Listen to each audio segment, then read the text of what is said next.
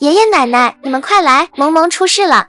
萌萌，奶奶，你快看看，妹妹这是怎么了？为什么我怎么叫她，她都不理我？萌萌，我是奶奶，听得见我说话吗？还是先送医院吧。对，送医院，老刘赶紧备车去医院。我来抱吧，你这样一毁筛了就不好了。你去给叶白打个电话。他伸手接过小萌萌，稳稳当当的带着小萌萌下了楼。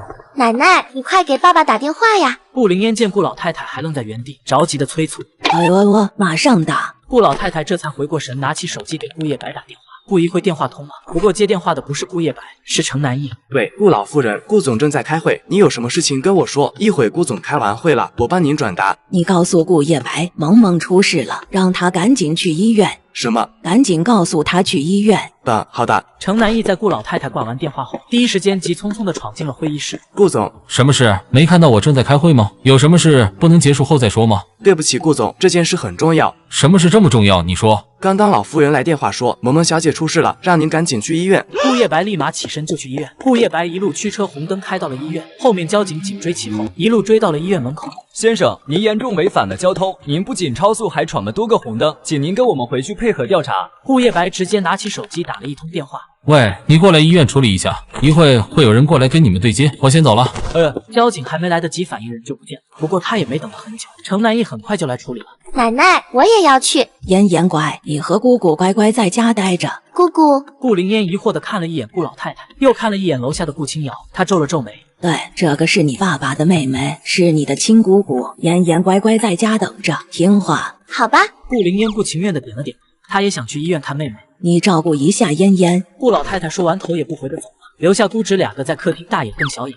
那个，你叫嫣是吗？顾清瑶先开口打破了这份尴尬的气氛。顾灵烟看了顾清瑶一眼，没有说话。本来妹妹好好的，一定她说了什么妹妹才会那样子，所以我才不要和她说话了。顾灵烟直接无视了顾清瑶的阻止，直接转身上楼回了房间。顾清瑶被她这个操作给整懵了，现在也不知道是留下还是走。医院这边，顾叶白刚想去问小萌萌的病房在哪里的时候，就看到林泽星朝他走了过来。你跟我过来一下。顾叶白一脸心里非常担心小萌萌，但是他还是跟上了林泽星。林泽星带着顾叶白来到了他的办公室。萌萌现在是什么情况？林泽星沉默了一会，才皱着眉头开口说道：他现在的情况很不乐观，昨天他还能接纳4周的事物，现在完全把自己封闭在一个独立的空间里，拒绝与任何人交流。顾叶白身体踉跄了一下，为什么会这样？可能是受到外界2次伤害导致的，给他第1次伤害的人是简元星和你，所以他不愿意开口说话。那这次是因为什么？我向老爷子了解了一下情况，你妹妹今天来你家了，她本来是和嫣在楼上玩的，不知道什么时候出现在楼梯口，可能是当时你妹妹说的话导致了她的2次伤害，小孩子是敏感的。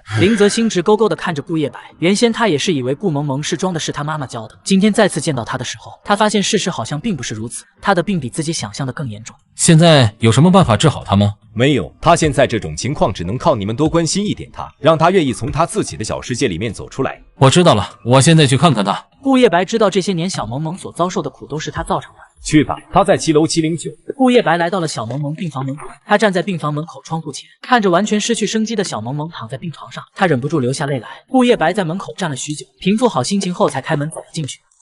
叶白，你来了。